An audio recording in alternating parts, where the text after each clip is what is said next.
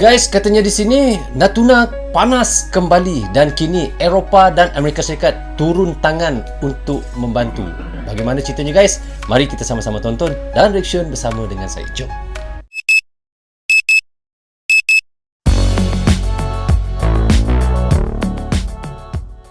Hai guys, Assalamualaikum. Apa khabar semua? Berjumpa lagi kita di dalam Brozul Channel guys. Apa khabar anda orang Indonesia, orang Malaysia, orang Brunei, orang Singapura dan di seluruh dunia? Apa khabar anda semua? Saya doakan semoga anda sentiasa sihat, sentiasa dalam rahmat Allah, sentiasa dalam lindungan Allah dan sentiasa diberkati oleh Allah SWT. Itulah sebaik-baiknya rezeki yang Allah berikan kepada kita, iaitu kesihatan dan umur yang panjang. Bukannya apa ya? Supaya kita sentiasa beramal ibadah kepadanya guys. Itu yang dimohonkan oleh Allah SWT.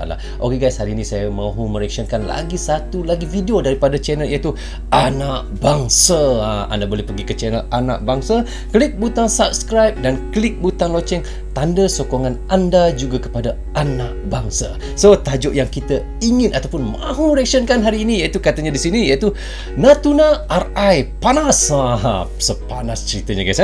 Amerika Syarikat dan Eropah turun tangan. Berita-berita terbaru hari ini. So, bagaimana ceritanya guys? Tanpa berlengah lagi dan tanpa membuang masa, mari kita sama-sama tonton dan reaction bersama dengan siapa guys? Dengan Brozul Channel. Natuna RI panas. Amerika Syarikat dan Eropah turun tangan. Turun tangan untuk membantu ke ataupun untuk menambah lagi masalahnya. Itu yang kita mahu tahu. Apa di sebalik ceritanya guys. Anda boleh pergi ke channel Anak Bangsa, klik butang subscribe-nya guys dan klik butang loceng, tanda sokongan anda juga kepada Anak Bangsa. Dan tidak lupa juga anda pergi ke channel Brozul Channel guys untuk support Brozul Channel sekali guys. Natuna RI panas, Amerika Serikat dan Eropah kecam China di Laut China Selatan. Ketegangan teritorial maritim China yang meningkat baru-baru ini membuat Amerika Serikat dan Uni Eropah khawatir. Kedua blok besar negara barat itu menyebut bahwa negeri pimpinan Presiden Xi Jinping ini selalu mengambil langkah-langkah yang bersifat sepihak.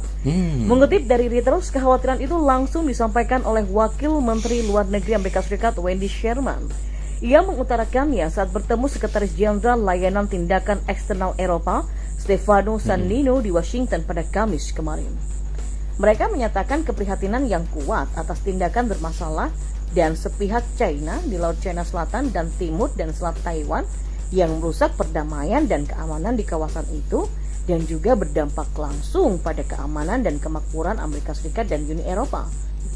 Selain itu, keduanya juga mengaku prihatin dengan pelanggaran hak di China, termasuk penindasan terhadap minoritas agama di Xinjiang dan Tibet dan erosi otonomi di Hong Kong. Meskipun begitu, Amerika Serikat dan Uni Eropa mengatakan akan memperdalam kontaknya dengan China untuk mengelola apa yang disebut sebagai persaingan sistemik dengan Beijing. Ini menekankan pentingnya Amerika Serikat dan Uni Eropa mempertahankan kontak yang berkesinambungan dan dekat pada pendekatan kami masing-masing saat kami berinvestasi dan menumbuhkan ekonomi kami, bekerja sama dengan China jika memungkinkan dan mengelola persaingan dan persaingan sistemik kami dengan China secara bertanggung jawab. Jelas keduanya. Dalam setahun, klaim maritim China memunculkan konflik dengan sejumlah negara. Terbaru, negeri tirai bambu kembali mengalami konflik dengan Filipina setelah Manila menganggap. Sekejap guys, memang kalau kita ketahui di sini, China memang banyak sangat konflik dengan negara-negara lain di ASEAN. Contohnya seperti Filipina, dia pun ada konflik dengan Filipina baru-baru ni.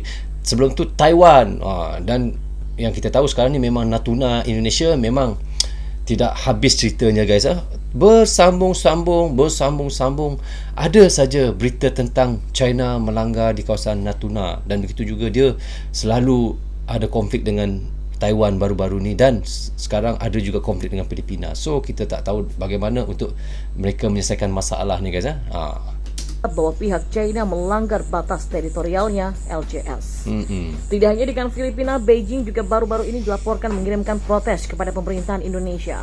China meminta agar Indonesia menghentikan proyek pengeboran minyak di wilayah Natuna dengan alasan bahwa wilayah itu masih merupakan milik negara itu di LCS.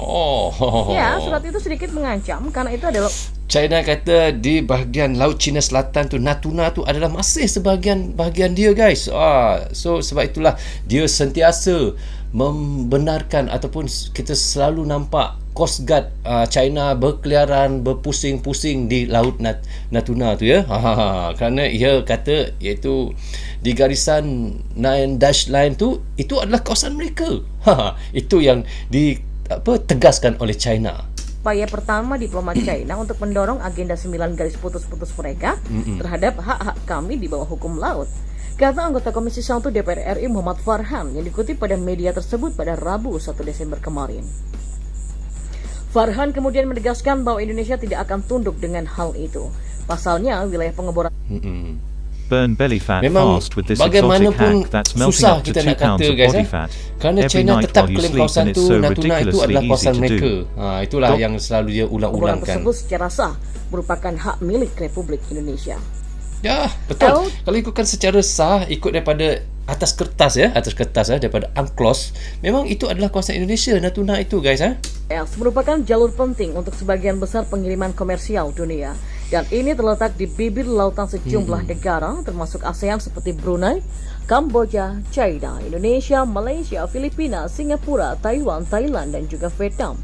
Lautan itu diyakini sebagai lautan yang kaya dengan hasil alam, terutama migas dan ikan.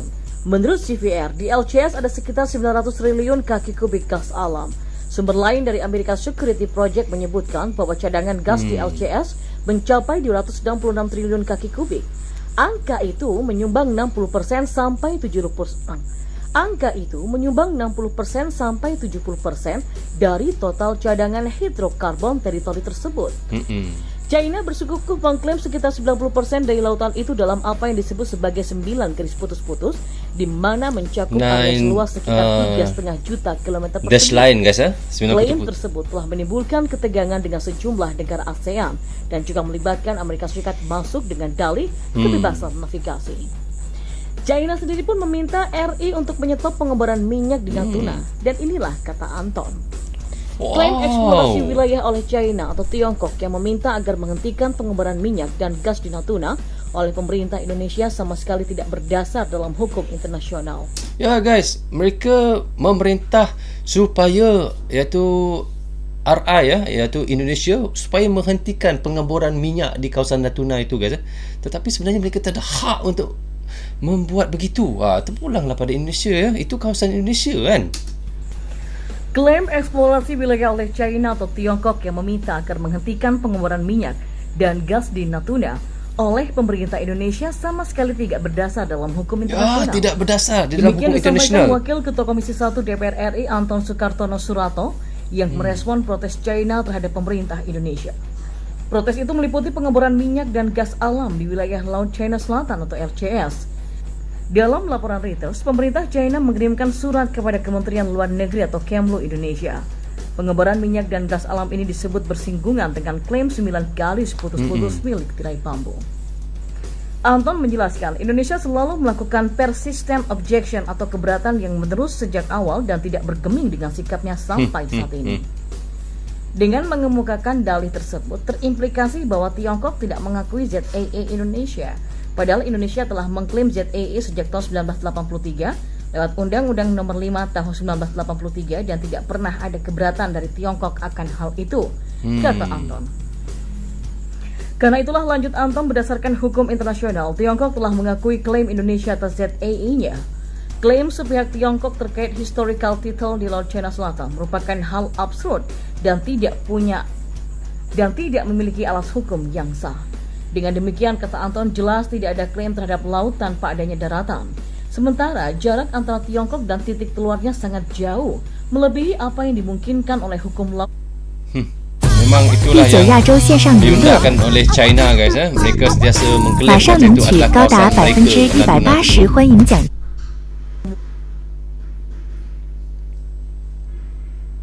Yang hanya diakui 200 mil dari pantai untuk ZEE. Jika memang historical title terhadap laut diakui, semua samudra di dunia akan sangat mungkin diklaim oleh Inggris. Itu dikarenakan Inggrislah yang telah menguasai lautan sejak dulu kala. Wow, Inggris yang menguasai daripada dulu lagi. Tiongkok yang melakukan test to water ada dua hal yang dapat dan perlu dilakukan oleh Indonesia. Yang pertama adalah proses diplomatik. Protes diplomatik yang harus terus-menerus dilakukan dengan keras dan berkesinambungan selama Tiongkok tetap bertahan dengan klaimnya. Dan jika memang Nine Dash Line Tiongkok bukan klaim wilayah, perlu ada pernyataan secara tertulis mengenai apa yang dimaksudkan oleh Tiongkok dengan itu. Dan bahwa mereka mengakui ZEI Indonesia yang terkena Line Dash tersebut, kata Anton. Sedangkan yang kedua, tegas politikus Partai Demokrat itu ialah melakukan patroli berkesinambungan pemantauan radar yang efektif dan berdaya jangkau tinggi. Wow. Anton pun mengingatkan sebagai peserta UNCLOS 1982, sejak tahun 1996 klaim sepihak Tiongkok mengenai Nine Dash Line-nya tidak diakui keberadaannya oleh dunia internasional.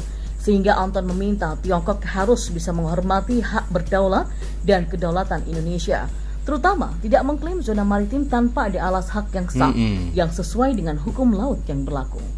Jika ingin berdaulat di laut, ya Indonesia harus bisa tegas terhadap semua pelanggaran kedaulatan dan hak berdaulat di lautnya, termasuk terhadap tindakan semena-mena Tiongkok, pungkas Anton. So guys, begitulah yang dikatakan oleh admin anak bangsa tentang katanya Natuna RE, betul sebutan saya guys, maaf kalau silap iaitu panas.